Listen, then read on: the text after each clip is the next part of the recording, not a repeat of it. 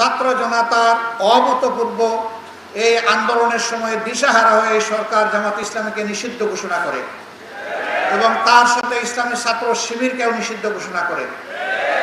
অসৎ উদ্দেশ্য নিয়েই তারা এটা করেছিল যে এই সময়ে কাজ করলে জামাত ইসলামী ছাত্র শিবির বিক্ষোভে ফেটে পড়বে আর তারাও তাদের সর্বশক্তি নিয়ে আকাশ পাতাল সব দিক থেকে ঝাঁপিয়ে পড়বে। জামাত তাদের পাতা ফাঁদে পা দেয়নি।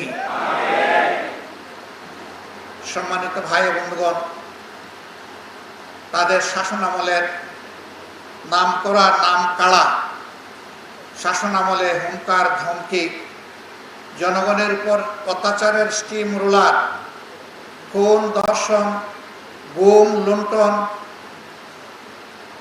অপরাধ জগৎ তারা গড়ে তুলেছিলেন।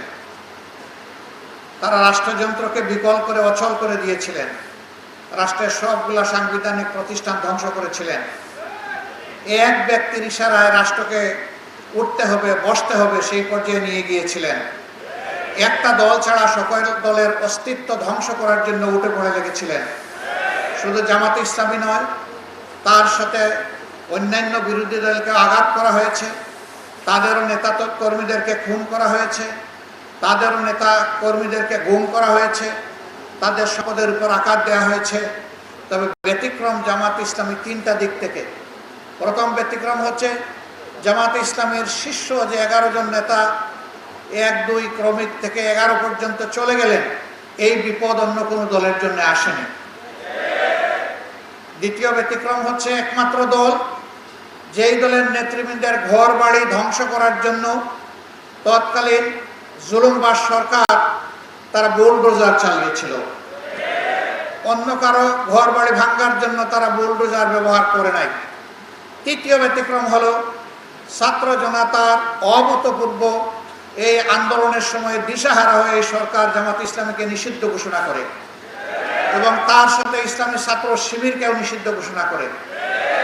অসৎ উদ্দেশ্য নিয়েই তারা এটা করেছিল যে এই সময়ে কাজ করলে জামাত ইসলামী ছাত্র শিবির বিক্ষোভে ফেটে পড়বে আর তারাও তাদের সর্বশক্তি নিয়ে আকাশ পাতাল সব দিক থেকে ঝাঁপিয়ে পড়বে।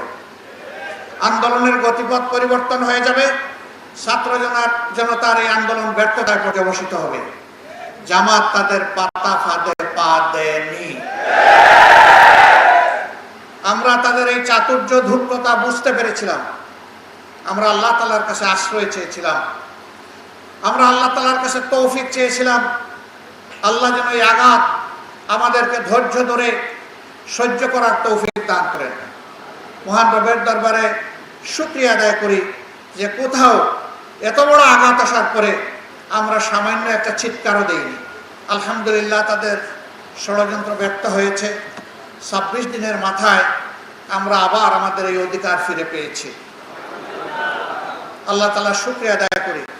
এই ফিরে পাওয়ার পরে আমরা উল্লাসে ফেটে পড়িনি, বরঞ্চ আমরা সেই মহান মনিবের দরবারে সুজুদে নিজেদের মাথাকে আমরা নুয়ে দিয়েছিলাম, যিনি আমাদেরকে আমাদের অধিকার আমাদের কাছে ফিরিয়ে দিয়েছেন এবং আমাদের উপর যে জুলুম করা হয়েছিল সেই জুলুমের পর্দা আল্লাহ তাআলা নিজেই ছিঁড়ে ফেলেছেন।